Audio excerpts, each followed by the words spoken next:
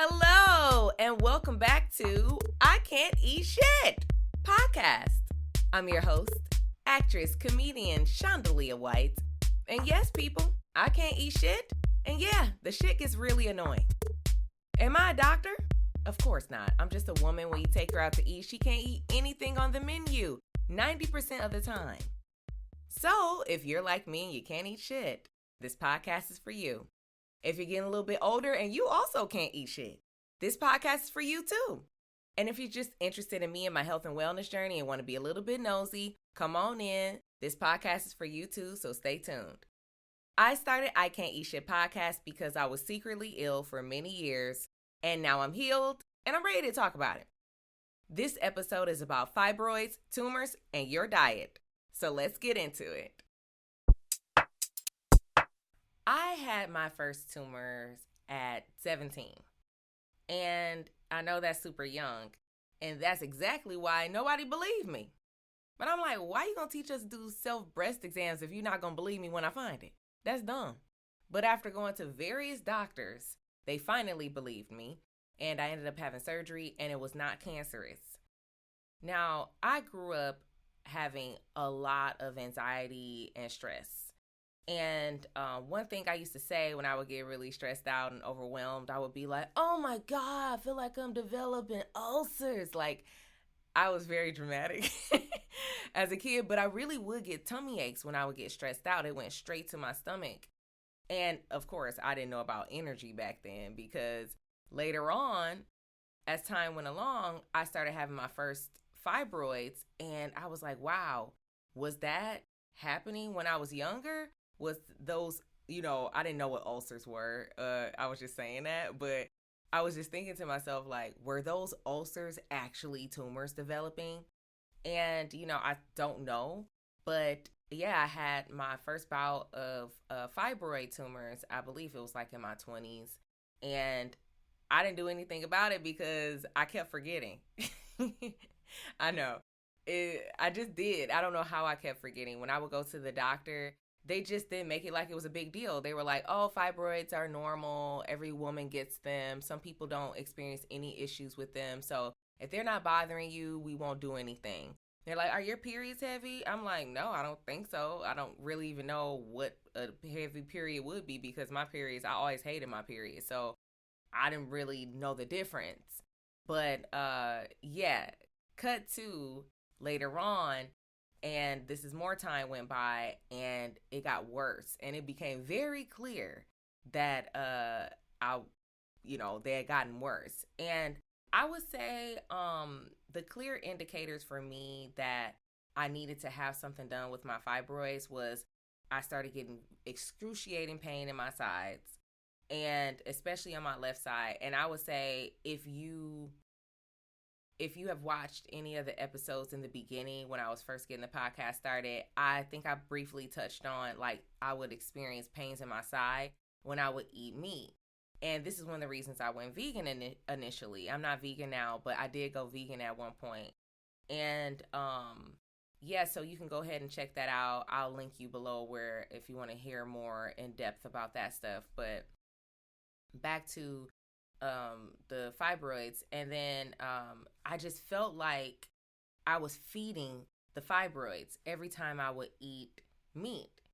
And I had a good friend of mine, she had a brain tumor, and she was telling me, oh, you got to cut your meat because the meat is feeding the tumors. And I'm like, what? And she's like, yeah, watch what happens, go vegan. She was vegan, and she was just like, yeah, go vegan and watch you stop having the pains. Now, I did stop having the pain after a while. I was like, wow, this stuff works. That's why I was vegan for so long. But then over time, the pains came back. The fibroids got worse. I ended up having a laparoscopic myomectomy and got rid of those fibroids. I ended up having like a lot of, it was a bunch of them. I know it's like really in depth. If you want an episode about this, because it's kind of like more in depth and I don't want to go too far, just let me know in the comments, and I can like talk a little bit more about my experience. But otherwise, you can just message me or something if you have questions, and I'll get back to you. But anyway, back on track. So relating it to food, yes. So I really felt like I was feeding these fibroids. So I had something done about it and boom, it's gone. But if you don't know anything about fibroids, they can come back. So I really wanted to make sure that I understood like how to prevent it from happening again, or if I did have some again, which is very possible because it happens in your reproductive years. What can I do to minimize them, etc. Now, we're going to focus specifically on diet in this episode. I won't go into depth on other things that I've done. But again, if you would like another episode, please let me know. So, I started linking it to food based on my friend and then also later on with my experience. And before I really get sick of the shits and really tell you how you can help yourself and what I did to help myself, I just want to go over what tumors and fibroid tumors are, just so we have a general sense of what's going on for the people that are not familiar. So tumors in general are abnormal cells that can form in your body. They can be cancerous, non-cancerous, and precancerous. Versus fibroid tumors, they're happening in your uterus, in and around your uterus. They're usually in, around, and in the womb and stuff like that. And they are not cancerous, and they are not cysts. I know sometimes people can confuse tumors for cysts, but they are not cysts. They don't have that liquid in that you can just pop in it. It's not that. And they're very common in women, and doctors don't understand why they happen. Yay! So I almost want to get very political in this episode. And I'm probably going to do a stand-up special or something about this stuff. But it is very frustrating. And I would say, wouldn't it be amazing if our society really did research on women's health? Because one of the main reasons they don't know why it's going on, because they haven't done the research. It's not a lot of research in women's health, so they aren't even sure why this stuff is happening to us. But I'm like, I feel like at this point you should definitely do some sort of research. You know what I mean? So anyway, there isn't a lot of research. They know it has something to do with hormones and genetics. That's about it. So maybe one day they'll care a little bit more. Someone will do a little bit more research. I know there are women out there that are starting to do research, yes, but you know what I mean. I know the deal because I've been asking in these doctors' office. So let's get this women's health up to par. And next segment, I got sick of the shits and I'm going to tell you all about it. We live in a day and age where the internet tells us that we can't eat shit, we gonna get poisoned by everything, and we basically got to become independent farmers and live in a bubble. Now, if you have any serious illnesses, that might actually sound okay. But the problem is none of us know how to farm. None of us know how to do any of this stuff. I can barely keep a cactus. I killed my cactus. I don't know how. I've had it 3 times. I just cannot keep it. Most of us don't know how to garden. I am going to take classes, so I at least have a little bit of a green thumb. But most people don't have access to a farm to get all that fresh stuff, right? That doesn't have all the process in it. And some of these farms are processed too, but that's neither here nor there, right? Some people don't have access to a farmer's market. We should be able to go to our grocery stores and get whatever we need. Even organic ain't really organic half the time. So what do you do? What do you do when women's health isn't researched properly, but they don't know what to do for women's health, but they can get a guy hard in 2 seconds? You know what I mean? What do you do when things don't even out? Well, I'm going to tell you a few things that you can do to help you minimize or eliminate that growth of those fibroids. Okay, so the first thing is you want to eliminate that sugar. That sugar is feeding those fibroids like a milkshake. Like, seriously, it's just like, you know what I mean? And I am guilty. I used to eat a lot of sugar. I used to binge eat desserts and sweet snacks and stuff like that. But I have definitely cut back, I'm happy to say, but I have definitely had to do that because it was feeding it. Another thing that you should do is, or consider doing, is cutting back on red meat. Listen, red meat is feeding those fibroids like cattle on a farm. It's feeding it. This is one of the reasons I have pains in my side, because that red meat specifically is really, really feeding it. I don't know why. Again, I have no idea, but it does. We do know that it does. So cut back on that. And then you also can refine carbohydrates. You can cut back on refined carbohydrates, and that's going to be your pastas and white rice and white bread and things along those lines. You want to cut that stuff back because it's definitely going to feed those fibroids. And I kind of get away with this because I deal with celiac, so I don't really have to, I can easily avoid it. But even though I'm using and eating gluten-free things, I would even say cut back on those as well if you are having issues with fibroids. Now, what can you eat? Because you're eliminating all these things, what can you do? Well, vitamin D rich foods is one of the first things you should do because it is said to counterbalance the estrogen levels in our body, which will make it so that the fibroids do not grow.